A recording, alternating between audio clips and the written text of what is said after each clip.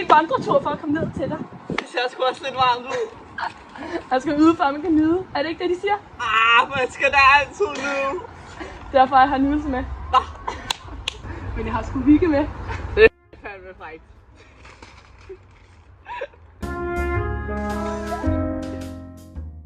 Nå, lad os have hyggen op. Hvad tror du lige, du laver? Altså. Og der var du. Hvad kunne I tænke, at jeg skal gøre? Jamen, vi skal jo have hældt hyggen op. Selvfølgelig. Ej, vi rækker ikke ind over, vel? Vi går udenom. Ej, altså ikke den udenom, den anden udenom. Altså, har du lært intet? Altså, ja, nu gør du det bare. Det var en hel vandretur hernede. Jamen, det var helt vildt. Skål for hyggen. Skål for hyggen. Smagen af ægte hygge. Nå, men nu til det vigtige, Ida. Har du læst Ris og Lyt den her uge? Nej. FF for Oga, de søger sgu nye medlemmer, det er da lige noget for os. Som om, altså. Hvad tror det er sgu lidt under vores level. Fandme nej. Altså, det er helt dernede, ikke det? Ej.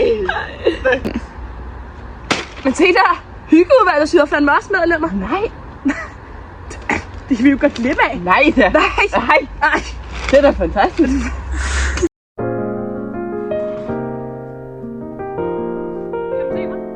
Ja, jamen det ser fint ud. Kan man så gør du. Altså. Okay, nu er vi klar. Okay, klar. Det går så egentlig til. Ja, men OG er lidt tavlig mod sig selv. Altså, OG mangler hygge. OG mangler hygge med stil, og det kommer vi med. Okay, men altså, hvad er det egentlig, I kan bidrage med til hyggeudvalget? Altså, der vil jeg jo nok vælge at vende spørgsmålet om og spørge, hvad kan vi ikke bidrage med? Hvad er I der? Listen, den er jo sygt lang. Altså, vi er jo definitionen af hygge. Ja, vi kommer altid god tid. Vi er et godt selskab. Tager initiativer.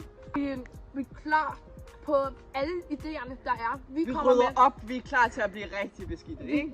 Jo, vi er støttende og motiverende og altid klar. Altid. Og så, altså... Ej, okay, prøv at høre. Nu bliver jeg simpelthen nødt til at stoppe jer.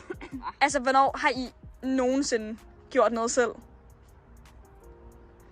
Altså, når du gør noget for sig selv, gør noget for andre, altså...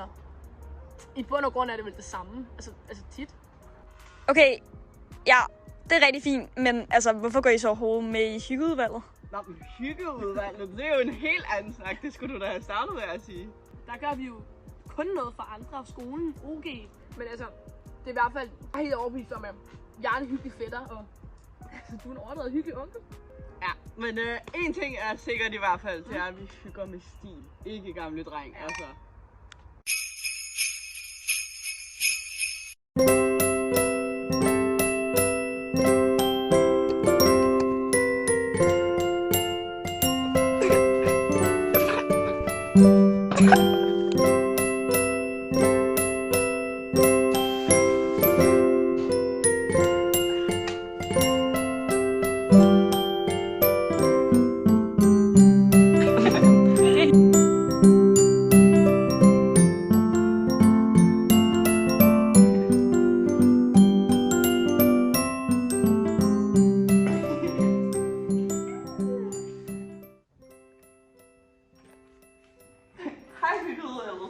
Dem synes vi ikke, I skal høre på. I stedet for synes I skal høre på os. I gør jo sindssygt meget for at opretholde OG-ånden og skabe den her skønne hygge på OG, og det vil vi sindssygt gerne være med til. Og vi vil gerne være med til at skabe nye idéer og initiativer. Det var så godt. For eksempel tænkte vi på at lave en påske- og julenissejagt for at markere de her højtider, men det synes vi faktisk allerede, I er ret gode til, både højtider og mærkedage. Så i stedet for tænkte vi på nogle idéer, der kunne være med til at spice hverdagen på OG op, især de kolde og lidt lange vintermåneder. For eksempel en sang mandag morgen, som eleverne kan ønske i løbet af ugen. For at realisere alle vores idéer vil vi afholde OG's store bagedag, hvor at vi i udvalget vil bage kager og sælge dem til eleverne og tjene penge sammen til udvalget, sådan så OG kan blive et endnu hyggeligere sted. Ja, så vi håber i hvert fald at høre fra jer. Og vi har til første møde har vi et vaffelhjerte med til at være.